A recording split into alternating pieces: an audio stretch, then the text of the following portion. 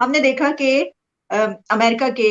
Spokes person need price نے ایک briefing کے دوران ایک سوال کے جواب میں انہوں نے یہ کہا تھا کہ ہاں ہمیں معلوم ہے کہ انڈیا رشین آئل خرید رہا ہے، اور ہم نے اس کو جو ہے وہ اس لیے کوئی بات نہیں کی کہ ہمیں پتا ہے کہ اس کی ضرورت ہے وغیرہ، مطلب وہ کچھ نہیں کہنا چاہتے ان کو اور نہیں کہہ سکتے،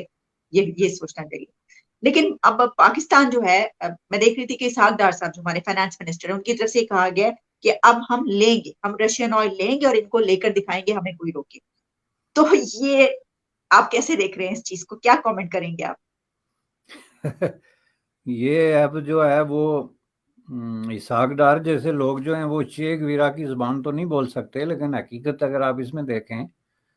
تو جو بہت بڑا فیکٹ ہے وہ اس لیے یہ کہہ رہے ہیں کہ اب یونائٹڈ اسٹیٹ آف امریکہ کی اپنی پالیسی رشین تیل کے بارے میں چینج ہو رہی ہے،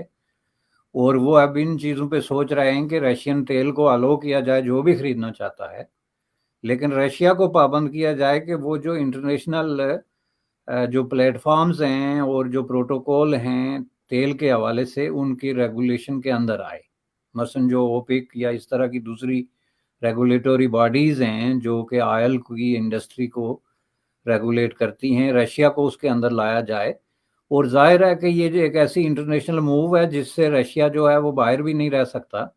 چونکہ اگر وہ باہر رہے گا تو اس حوالے سے جو تیل کے اس کی ویلیو ہے جس کی وجہ سے اس کی اپنی ویلیو بنتی ہے وہ ختم ہو جاتی ہے۔ تو اس لیے اب انہوں نے یہ طے کیا ہے کہ اگر پاکستان یا کوئی بھی ملک اس سے خریدتا ہے تو وہ بے شک خریدے، لیکن اس میں سے جو باٹم لائن ہوگی وہ یہ ہوگی کہ رشین تیل اتنا سستا نہیں ہوگا۔ اس کا جو ایڈوانٹیج ہونا تھا گزشتہ 6 مہینے یا سال میں جن ملکوں نے اٹھایا، جن میں انڈیا شامل ہے یا دوسرے ممالک شامل ہیں، وہ اب نہیں رہے گا۔ ظاہر ہے ان کو پرائس کے حوالے سے ایک بارگیننگ کرنی پڑے گی، اور ڈیفینیٹلی اب اس سطح پہ آ کے تو پاکستان کے لیے روس سے تیل لینا جو ہے یہ کوئی ریڈیکل سٹیپ نہیں ہے، یہ ایک بالکل ریگولر قسم کا سٹیپ ہے۔ اور یونائٹڈ اسٹیٹ آف امریکہ کو بھی یہ چیز نظر آ رہی ہے جس طرح کی سچویشن خطے میں چل رہی ہے، جتنے بڑے انرجی کرائسس ہیں پاکستان میں یا اس طرح کے دوسرے ملکوں میں، تو وہ ظاہر ہے ایک ان لمیٹڈ حد تک جا کے تو نہیں کہہ سکتے کہ نہیں جی آپ لے ہی نہیں سکتے، چونکہ ان کو پھر متبادل پیش کرنا پڑتا ہے۔ سر لیکن پیسہ کہاں سے آئے گا ہمارے پاس تو، اور پھر جب وہاں سے یہاں پہ تو بہت زیادہ اس کے لیے پہلے سے، یعنی ہمارے پاس تو کوئی سسٹم ہی نہیں ہے ریفائنری اور یہ سب کچھ جو۔ نہیں، وہ پیسہ کہاں سے آئے گا یہی سب سے بڑا سوال ہے جو میں بار بار یہ کرتا ہوں کہ کیا پاکستان میں کوئی پالیٹیشین، کوئی پرائم منسٹر، کوئی وزیر خزانہ اس نے کبھی یہ بھی بتایا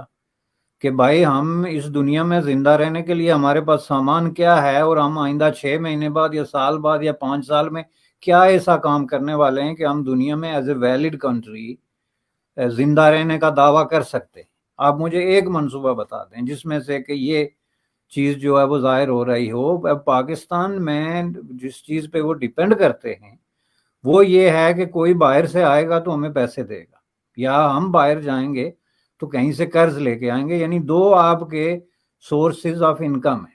ایک کوئی وزٹر آئے گا تو آپ کو بخشش دے گا، اور ایک آپ جائیں گے تو کسی سے کچھ مانگ تانگ کے لائیں گے۔ تو آپ سے دنیا یہ پوچھنے کہ میں سمجھتا ہوں کہ حق با جانب ہے کہ ہم آپ کو لون کریں یا قرضے دیں یا لینڈنگ کریں تو کس بیس پہ کریں، how you are going to return that money, اور آپ پہلے یہ تو ثابت کریں کہ آپ جو ہے وہ سروائیو کیسے کریں گے۔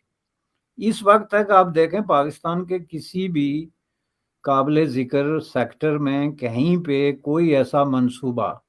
زیر غور نہیں ہے جو پاکستان کے وائٹل اور فنڈامنٹل مسائل ہیں،